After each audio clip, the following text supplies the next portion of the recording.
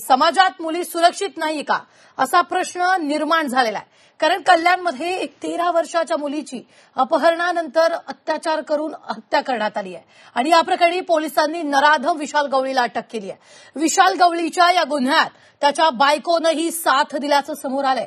बदलापूरनंतर कल्याणमध्येही अल्पवयीन मुलगी नराधमांच्या वासनेची शिकार झाल्यानं संताप व्यक्त केला जातोय।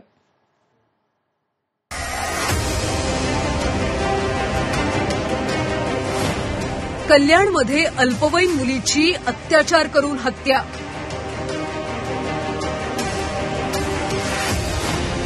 मृतदेहाची विल्हेवाट लावण्यात आरोपीला बायकोची मदत।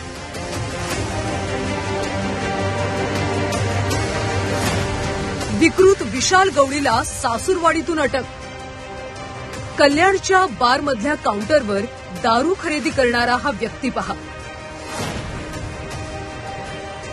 खरं तर कुठल्याही बारमधलं हे नेहमीचं दृश्य वाटावं, पण आता जे तुम्ही ऐकणार आहात ते ऐकून संतापानं तुमचं रक्त खवळून उठेल। एकदम आरामात दारू खरेदी करण्यासाठी आलेल्या विशालनं अवघ्या काही मिनिटांपूर्वी एका 13 वर्षाच्या मुलीवर अत्याचार करून तिचा निर्घृण खून केलाय। या नराधमाचं नाव आहे विशाल गवळी। अल्पवयीन मुलीच्या हत्येप्रकरणात विशालला अटक केल्यानंतर विशाल विक्ट्रीची साईन करत होता। बदलापूरमधल्या चिमुरडीवर अत्याचार प्रकरण ताजं असतानाच कल्याणमध्ये एका अल्पवयीन मुलीचं अपहरण करून अत्याचारानंतर तिची हत्या करण्यात आली। विशाल यातला मुख्य आरोपी असून या हत्या प्रकरणात विशालच्या बायकोनंही त्याची साथ दिली आहे। कल्याण पूर्वमधली मुलगी खाऊ आणण्यासाठी दुकानात गेली होती।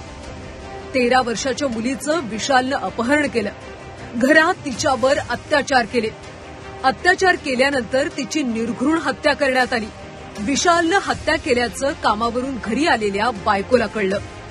मृतदेहाची विल्हेवाट कशी लावायची यावर दोघांनी विचार केला।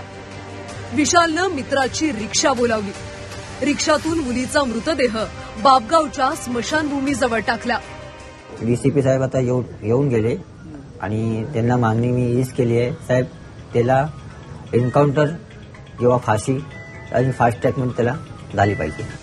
मृतदेहाची विल्हेवाट लावल्यानंतर विशाल कल्याणमधल्या एका बारमध्ये गेला।